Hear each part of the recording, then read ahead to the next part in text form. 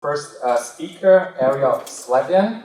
He will talk about a biometric soft finger for palpation applications. Hello, my name is Ariel Slepyan, and today I'm going to be talking to you about a biomimetic soft finger for palpation applications.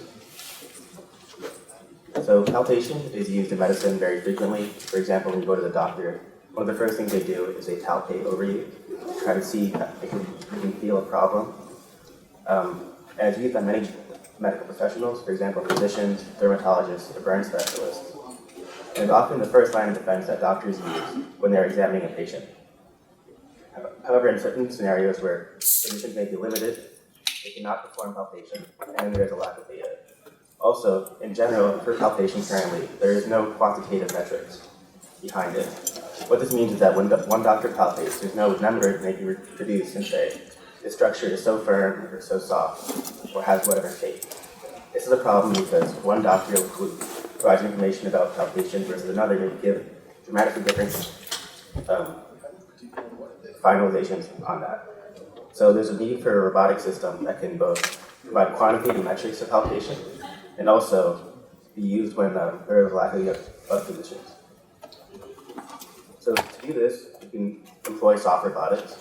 So soft robotics are very different from hard robotics because they use a soft material rather than a typical hard material such as normal robotics. There are many differences other than that. So for example, a soft robot usually actuated through pneumatics or electric actuation. This basically allows it to have a more gradual actuation versus a hard robot, and has a term known as infinite degrees of freedom. So what we mean by this is that, one second. You can see in the bending of this finger, it's kind of a continuous curve. It's not like there's one vertex where there's a bending. So this is what we call infinite degrees of freedom. And this is more resembling of a human limb than a hard robot would be. Moreover, the soft robot is compliant, meaning that when you apply pressure to it, it has some give, whereas a hard robot is not. So this is a traditional design of a tactile sensor for a robotic limb. As you can see here, it's quite complicated, and they're actually it's difficult to build. Moreover, the sensor itself is not soft. So this here shows a prosthetic limb. Here, developed at Johns Hopkins, and it has a soft prosthetic tactile sensor. However, there hasn't been a movement to put a soft sensor on a soft finger. So this is a video. See if it can play. Yeah, so basically this just shows what happens when you put no tactile feedback or no compliant layers to a prosthetic arm or hand. As you can see, the egg is being crushed because there's no feedback and there's no soft compliant nature. Then when you attach the feedback, then it does much better.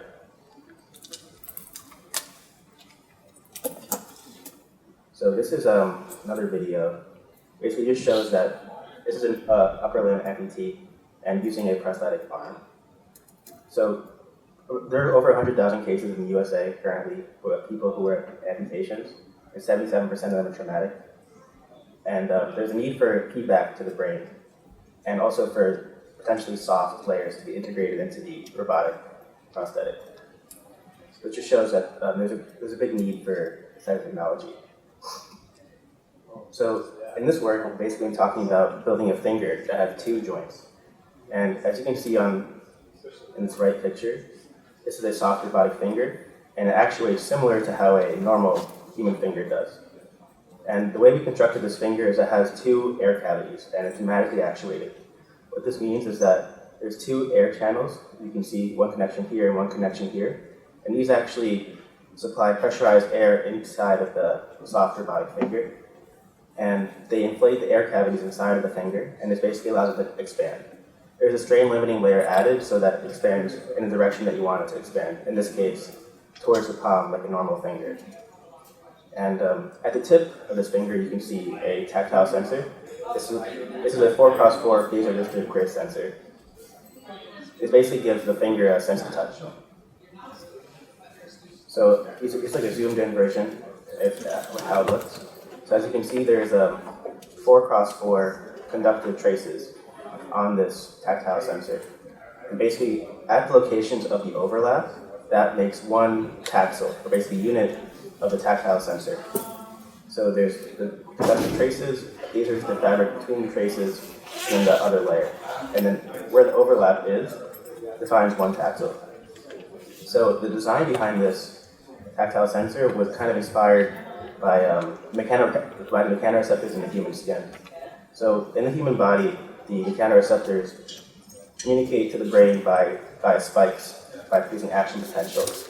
And this actually converts a very large dimensional of data, for example, a continuous signal, like the pressure, like here, into a very low dimensionality. So it converts it into two different types of a slow adapting and a rapidly adapting.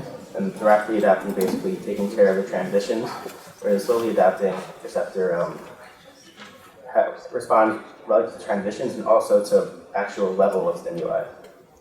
So the tactile sensor, the data we get from it is a voltage signal, but we want to convert that into a spike-like pattern. So it's basically the process. So the data is collected by the tactile sensor. You have a raw analog signal, which is basically voltage value, and then you want to encode it into a spike-based model, similar to how the human body does this. So this is just a video showing this kind of process. As you can see, when there's pressure being applied to the finger, you have a conversion into spikes. And it basically converts a continuous signal into many discrete spikes, which is basically how the body communicates. So if you want to provide feedback for a prosthetic limb, for example, you need to do this conversion.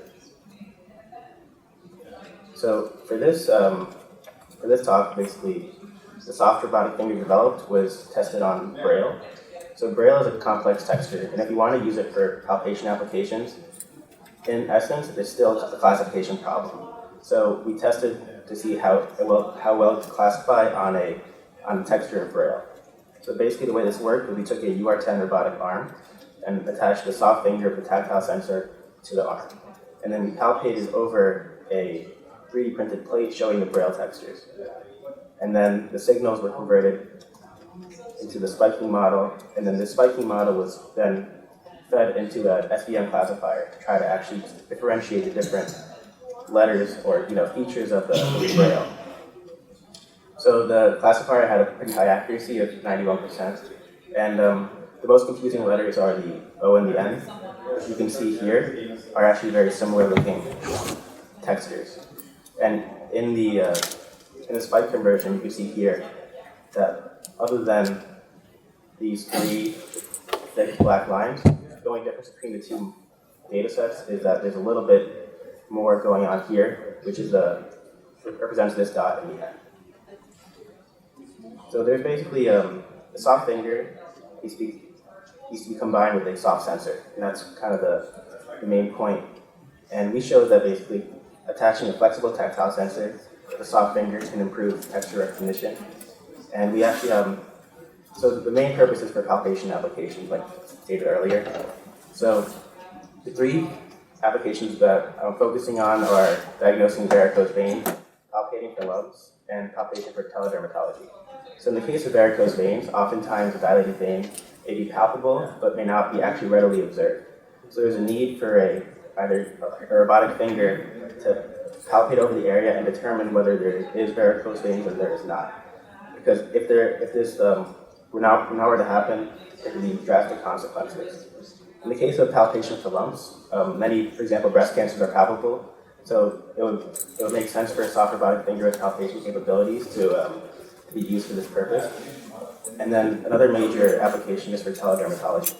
So Tele-Dermatology is basically if you're in a remote setting where you don't have a dermatologist available, it involves taking pictures and sending the information to a dermatologist.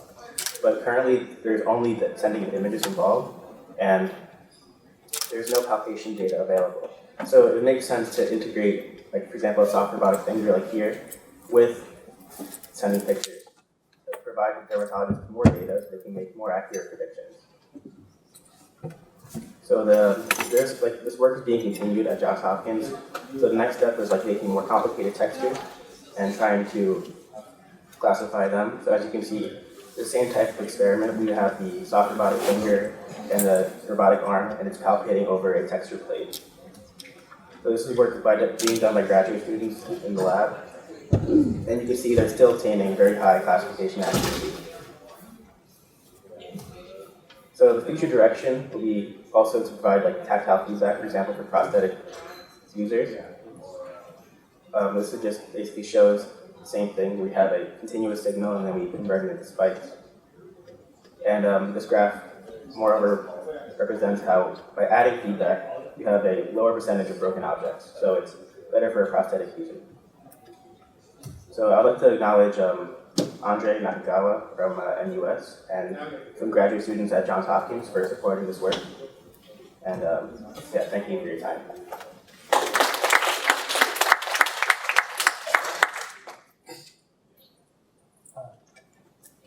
Thank you to our speaker. Are there any questions?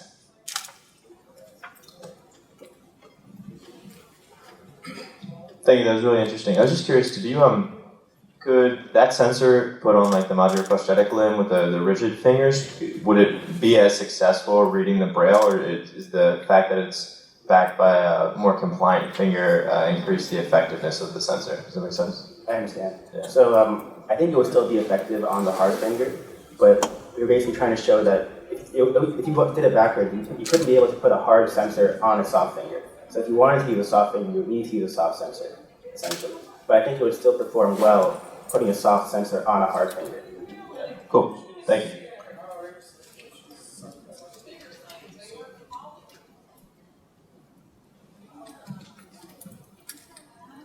My question is, if you move the finger, can you still detect those grades? What do you mean by move? Because I mean, your classification was the static touch of those, but if you move over a sentence, can you detect that sentence? I see.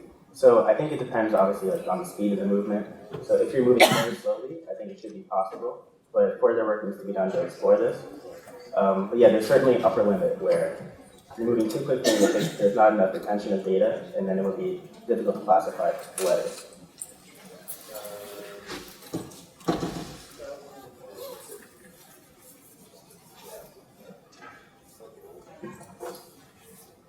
Are you actuating the soft finger while you are doing the tactile sensing? So in the experiments reading the braille, the finger is not actuated, but it can be actuated by pneumatic. So would there be any like effect on actuation and the sensing that you are going to get out? Yeah, so the actuation will definitely affect the reading. So if there's more actuation, there should be a larger voltage response because you're kind of pressing into the surface. But that's why during the experiments, a robotic arm was used, so it's like standardized.